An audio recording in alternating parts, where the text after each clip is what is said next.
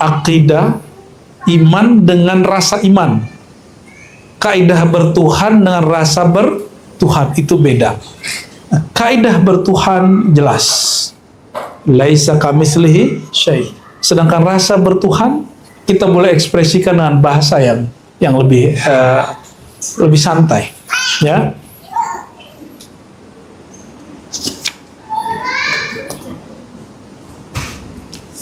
Kitab ini baru dicetak 2020. Artinya sebelumnya belum dicetak ini. Mungkin sudah ada nyetaknya, tapi belum bagus.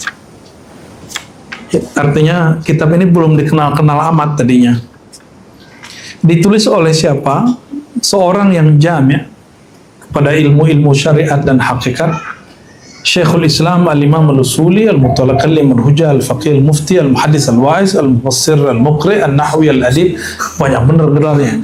As-Sufi Al-Mutahaqqiq Syamsuddin, pelita agama, Abu Abdullah Muhammad Ibn Al-Imam Syahabuddin Abil Abbas Ahmad bin Abdul Min bin Abi Nasr Al-Ish'irdi Ad-Dimashqi Summa Al-Nasri Al-Ash'ari Al-Syafi'i Al-Syadili Al-Ma'ruf bi Ibn Al-Labban. Namanya panjang segitu, paling gampang namanya Imam Ibnul Labban. Laban. Ini yang suka merah susu, jual susu kambing, susu sapi. Nabi itu nggak pernah minum susu selain susu kambing, karena emang susu sapi Nabi nggak minat, baunya mungkin nggak enak. Tapi orang-orang hari ini saya nggak tahu ini bisnis kedokteran atau bisnis beneran atau emang hasil penelitian bahwa susu sapi itu berbahaya, atau karena ada pengaruh Nabi nggak pernah minum susu sapi. Tidak pernah atau tidak tahu? Sepertinya tidak tahu. Saya tidak tahu dan tidak pernah dapat hadis bahwa Nabi minum susu sapi. Yang saya tahu Nabi hanya minum susu kambing. Makanya susu kambing etawa sekarang jadi laku. Jualannya Umi Ibet. Mana Umi Ibet? Ya, nanti kalau mau cari susu kambing ke Umi Ibet. Dan wakil direkturnya Buya Aldo. Beliau ini orang Suriah yang sekarang lagi habis dikudeta. Kita doakan saja yang terbaik untuk saudara kita di Syam, di Suriah. Karena pemimpin perjuangan, kalau kita nggak mau sebut pemberontakan, yang disebut Jaulani atau Ahmad Syara, tadinya dia orang Al-Qaeda, terus jadi petinggi ISIS. Kayaknya dia kemudian mulai berdamai dengan demokrasi, lalu melakukan, kalau bahasa jahatnya, perselingkuhan dengan Turki, tapi kalau bahasa bagusnya kerjasama politik dengan Turki. Makanya ulama Saudi yang mereka masih senang dengan Syam yang lama itu benci sekali dengan Jaulani. Tapi kita nggak ada urusan. Kita innamal mu'minuna ikhwah. Kita cuma satu aja. Saya ingat Syekh Al-Buti, Taufil Al-Buti dulu ngomong gini. La uayyid Bashar Asad wa la uayyidu nafsi, innama uayyidu ra'iyyati wa ummati. Saya nggak pro Asad, saya nggak pro siapa-siapa, saya nggak pro diri saya cuma pro umatku, pro masyarakatku. Beliau ngomong gitu dulu waktu di UI sini, di UI pasca Salemba sini. Karena ada jamaah yang dengan tidak sopan, habis cium tangan, peluk-peluk, beliau terus nanya, hal ayyatta Bashar Asad? Apakah Anda pro Asad atau tidak? Itu ayahnya habis dibom. Nanya gitu. Ini kurang ajar itu orang. Ya. Ulama Ahlussunnah itu punya kaidah, tidak boleh keluar dari pemimpin yang sah. Nah, ini sekarang mereka lagi proses melegitimasi kepemimpinan si Jaulani dan Muhammad Bashir. Jadi kalau itu sah, kita doakan, ya, kita doakan yang terbaik. Tapi ada kekhawatiran, karena Jaulani ini ISIS, Al-Qaeda, akidahnya apa? Wahabi. Maka ada kekhawatiran di kalangan ulama Ahlussunnah, dia mewahabisasikan. Ya. Cuma karena dia sudah kerjasama sama Turki, jangan-jangan dia sudah cek ya, celananya masih jingkrang nggak ya? Dia nggak pakai celananya itu. Saya lihat dia masih jikram. Dan ISIS itu, Al-Qaeda itu, tahu sendiri produk siapa? Produk mereka-mereka juga kan? Bonekanya Amerika dan Yahudi.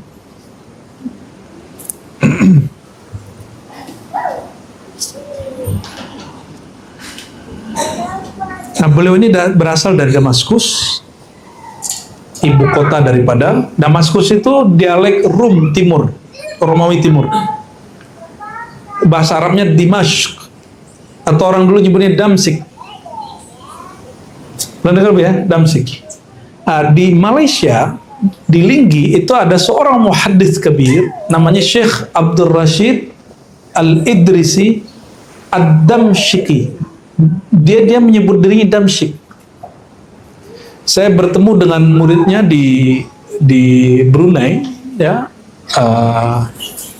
Al-Habib As-Sayyid Muhsin. Jadi beliau ini satu angkatan sama Syekh Al-Jumab ya, beda-beda tahun lah. Dan dia dapat sanad Thariqat Idrisiyah dari Syekh Abdul Rashid Linggi ini, atau disebut Damsyiki. Beliau karena lama di Damaskus, lama ngaji ke ulama Damaskus, maka disebut Damsyik.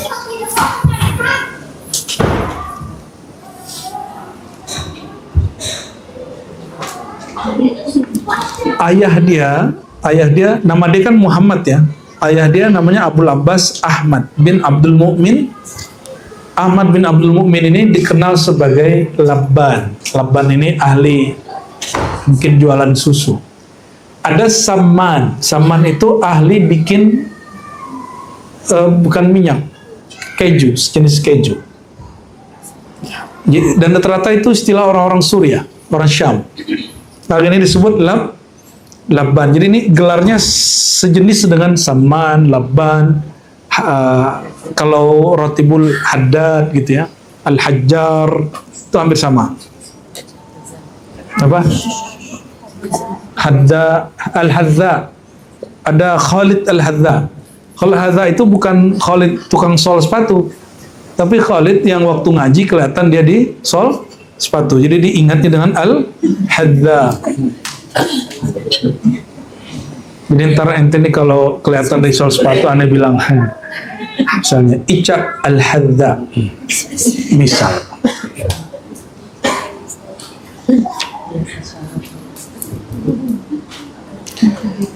Apa yang unik dari beliau ini? Dia ini ahli qiraat, ahli hadis, ahli akidah, tapi sudah nggak mau debat-debat versi singa-singa aswaja. Dia ingin memperbaiki perdebatan itu dan ingin menyembuhkan penyakit orang yang suka debat itu dengan zauq rohani. Maka ditulislah kitab ini. Dia gabungkan bagaimana cara menafsir ilmu hadis ditambah isyari. Jadi hadzal manhaj al-jam'u baina salasah wujuh. Dia menggabungkan 3 metode sekaligus. Ya. Dan dia berjumpa dengan beberapa guru daripada Imam Ibnu Athaillah Sekandari. Jadi ini orang seperguruan dengan Ibnu Athaillah. Wafatnya tahun berapa ya? 709. Dia masa kecilnya dia jumpa Ibnu Athaillah, tapi juga sempat jumpa dengan guru-guru yang lain. Ya. Maka di belakang namanya disebut dengan Asy-Syadzili. Dia bermazhab Syadzili. Dalam fikih dia belajar kepada imam yang setara dengan Imam Nawawi, disebut seperti Imam Ibnu Rif'ah. Bukan Rif'ah yang ini. Imam Ibnu Rif'ah.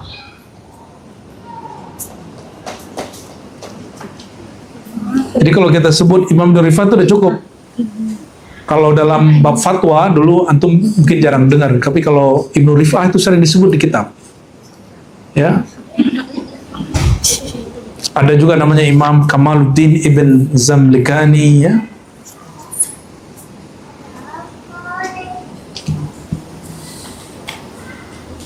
Dan dia juga berguru dalam hadis.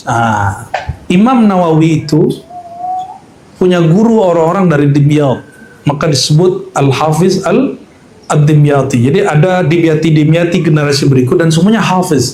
Jadi di zaman itu orang kalau dapat gelar Ad-Dimyati itu malu kalau dia nggak Al-Hafiz. Ada orang yang dari Dimyat tapi bukan Hafiz, dia nggak mau sebut belakang namanya Ad-Dimyati karena pasti itu Al-Hafiz. Beliau ini berguru kepada generasi-generasi itu orang yang hafiz hadisnya melebihi 100.000 hadis, yaitu Imam Ad-Dimyati. Ya, juga ada Imam Khathami. Ya. Dia ngaji hadis Sahih Bukhari kepada Imam Yunani maksudnya Yunani. Pernah dengar? Sekarang itu, jadi ada salinan Imam Abul Hasan Al-Yunani. Salinannya itu tersimpan di Maroko. Dan sekarang mereka nggak tahu sudah selesai belum penelitiannya dan akan dicetak Sahih Bukhari yang lebih lengkap. Dipin lampunya. Syarafuddin Abul Hasan Al-Yunani. Ya. Manuskripnya versi mereka. Ya. Ada Imam Al-Fazari ya, dan lain sebagainya. Nyambungnya dengan Imam Syazili, ada imam namanya Imam Al-Yaqut ya. Apa? Yaqut Al-Arshi. Jadi ini teman Abul Abbas Al-Mursi. Jadi orang ini Syazili jalurnya lewat siapa? Imam Al-Yaqut. Tapi dia tidak masyhur dengan sanad torikotnya, kayaknya putus ya. Jalur dia putus. Ya, kita sekarang jarang ketemu orang yang disebut bersanad ke Abu Dur Yaqut Al-Arshi. Ya, masih ada mungkin barangkali 1-2. Tapi untuk sanad kitab, sanad wirid kita masih bisa pakai jalur dia.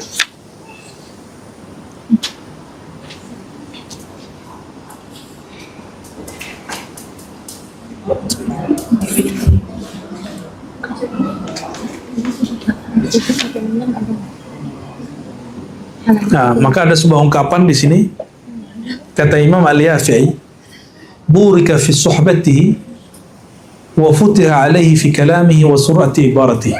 Nah, ini perhatikan, orang alimnya nggak cukup, hafiz saja nggak cukup, dia mesti berguru kepada para sufi, para wali, sehingga diberkahi perguruannya itu. Wa futiha alaihi fi kalamihi, lalu Allah futuhkan kalamnya. Jadi kita kalau mulazamah seorang wali, kita akan dibukakan oleh Allah kalbu, nanti dikasih khususiyahnya apa, istimewanya apa. Ada yang khususiyahnya dinulis. Contoh Prof. Azra tahu? Almarhum itu kalau ngomong datar aja ya. Tapi kalau dia nulis itu bagus sekali. Siapa lagi? Ada profesor kalau ngajar di kelas, berapi-api. Coba suruh dia khotib. Baru saja Alhamdulillah Rabbil Alamin, tapi di bawah bacanya bukan Alhamdulillah, Bismikallahumma ya. Bismikallahumma ahya wa ab. Pas sudah selesai, Alhamdulillah. Itu profesor, itu banyak nggak di kampus ya.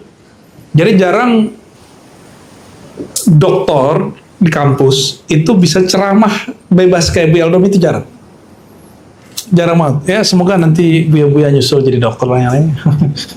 Buya Asfi atau Buya kita kasih dokter honoris causa. Wa futiha alaihi fi kalami wa sur'ati ibarati, dibukakan Allah futuh kalamnya. Maka coba lihat, ada orang ngomongnya bukan bahasa Indonesia, bahasa Jawa, tapi muridnya sekarang sampai ke Papua. Padahal yang dibuka cuma tafsir Jalalain. Tafsir yang diejek oleh pengarang kitab itu Al-Ghumari. Al-Ghumari bilang Jalalain la yughni min ju', katanya. Tafsir Jalalain itu nggak bikin kenyang. Ini ejekan orang alim karena dia tahu Suyuti cuma segitu doang ilmunya. Dia ngerti kenapa? Karena ilmu dia mungkin hampir setara atau di bawah Suyuti dikit atau malah lebih. Kita nggak tahu, urusan dia lah itu. Jadi ketika ada orang ngaji Jalalain itu sama Syekh Al-Ghumari dibilang apa? Tafsir nggak bikin kenyang, la yughni min ju'. Kayak Al-Quran kan? Saya sebut begitu ke beberapa santri, ngamuk-ngamuk tuh santri. Anda menghina agama. Nah, saya mengkritisi tafsir disebut menghina agama. Ente santri nggak punya epistemologi ilmu. Mengkritisi Suyuti boleh nggak? Yang nggak boleh mengkritisi Nabi Muhammad Sallallahu Alaihi Wasallam. Ya, dia nggak bisa bedain. Bagi dia mengkritisi gurunya, imamnya bisa anggap mengkritisi Nabi Muhammad SAW.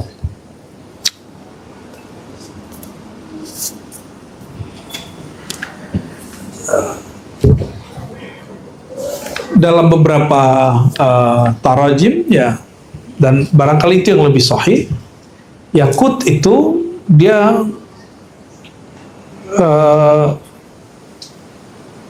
seniornya atau kawannya Ibnu Atta.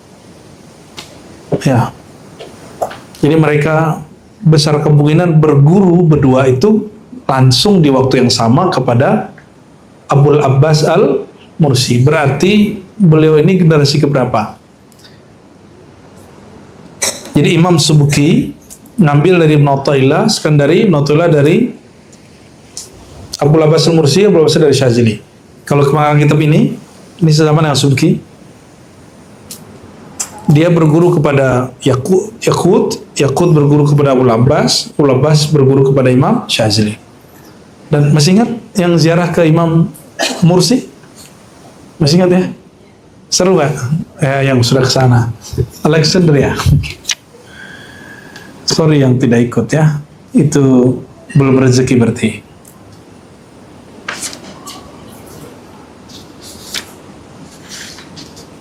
Dan ia hidup di zaman Ibnu Taimiyah, Ibnu Qayyim itu disiksa, bukan disiksa. Dia bikin nyeleneh, melanggar semua ulama mazhab yang 4, akhirnya masuk penjara dan tua di penjara. Ibnu Taimiyah karena bab apa? Karena bab Ibnu Taimiyah mengatakan Allah itu bersemayam di aras bizatihi, dengan zatnya. Turun ke dunia, langit dunia dengan zatnya. Allah itu datang dengan zatnya. Di Quran ternyata tidak ada lafaz zat untuk bersemayam. Maka melihat perkembangan itu, Ibnu Labban menanggapi apa yang terjadi di zamannya dan dia menulis kitab kira-kira setebal inilah. Ya, jadi ini tabiat ilmiah. Kita kalau nulis kitab, kita harus menanggapi sesuatu yang terjadi di zaman kita. Jangan tanggapi yang terjadi di zaman dulu yang nggak relevan sekarang. Dia terjadi dulu, tapi relevan sampai hari ini, boleh ditanggapi. Misalnya gini, hari ini orang mengkafirkan satu kelompok tarekat karena tarekat itu tidak mengkafirkan Ibnu Arabi. Maka kita kemudian membahas lagi Ibnu Arabi, itu boleh. Jadi mukadimah aja Bu ya. Nah insya Allah di tahun baru 2025, nggak tahu mungkin dapat sekali atau 2 kali, kita akan mengkaji kitab Izalatus Syubhat, seni membaca teks-teks yang rumit. Tapi nanti teman-teman di situ ada bab ma'rifatnya, ada bab kemarifatan. Di situ serunya. Barangkali Buya Asfi gatel tangannya di situ. Jadi pengen dengar versi sayanya. Kan Buya Asfi udah pernah ngajarin kan, khatam kan? Nah, dia agak nakal dikit ya. Pengen versi kita dia. Ya, semoga Allah Ta'ala memberkahi para imam, para guru, para masyayikh, para mursyid, para muhsinin, orang-orang yang berbuat baik, yang khidmat di majelis, ya, niatkan khidmatnya karena Allah, dan antum tidak akan pernah kecewa ya, dimanapun, kapanpun, walaupun ganti mursyidnya 1000 kali. Insya Allah semoga Allah Ta'ala menutup semua aib kita, memperbaiki sarirah ya, batin kita, dan menjadikan kolbu ini fihi nurullah nur Muhammad SAW. Amin ya rabbal alamin. Allahumma inna nas'aluka ridha. Ya Allah, berkah Nabi Muhammad SAW, berkat salawat kepada Nabi Muhammad SAW, fa'afid alaina ridha, limpahkanlah ridhamu kepada kami, limpahkan nur engkau kepada kami, limpahkan nur engkau ke dalam kalbu kami, sehingga tumpah ruah pada lisan kami, sehingga bercahaya di wajah kami, sehingga ketika kau memandang engkau menjadi ridha, bertambah ridha, ar-ridha ba'da ridha, karena ada nama engkau dan sifat engkau tertulis di dalam kalbu kami.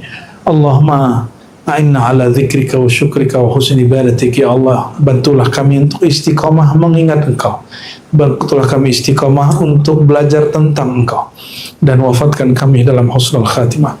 Allahumma astur auratina bi jamali sitrik. Ya Allah, tutuplah semua aib kami, jauhkan semua bala bencana dari kami. Ya Allah, in ibta'adna anka wa in asainak fajzubna ilaika bilutfika. Ya Allah, jika kami pernah bermaksiat kepada engkau, durhaka kepada engkau, tolong ya Allah, tegur kami dengan kelembutan engkau, jangan tegur kami dengan kemurkaan engkau, jangan tegur kami dengan keperkasaan engkau. Allahumma arhamna birahmatika al-wasi'ah. Ya Allah, rahmati kami dengan rahmat engkau yang luas. Ya Allah, jangan pandanglah dosa kami, meskipun jika dia sedikit lama-lama menjadi banyak, tapi dengan rahmat engkau yang besar, ya Allah, habiskan semua maksiat kami. Jadikan maksiat kami, ya Allah, seperti kotoran yang kecil di lautan yang luas, sehingga dia tidak menajiskan, tidak merubah hukum sucinya air tersebut. Allahumma ya muqallibal qulub, ya musarrifal qulub, ya Allah yang membolak-balik hati kami, sabit qulubana ala dinika wa ta'atik. Tetapkan hati kami, ya Allah, untuk tetap menjadi hamba engkau sampai jiwa kami berpisah dengan badan kami. Rabbana atina fid dunya hasanah wa fil akhirati hasanah wa qina adzabannar. Wa sallallahu ala sayyidina Muhammad walhamdulillahi rabbil alamin.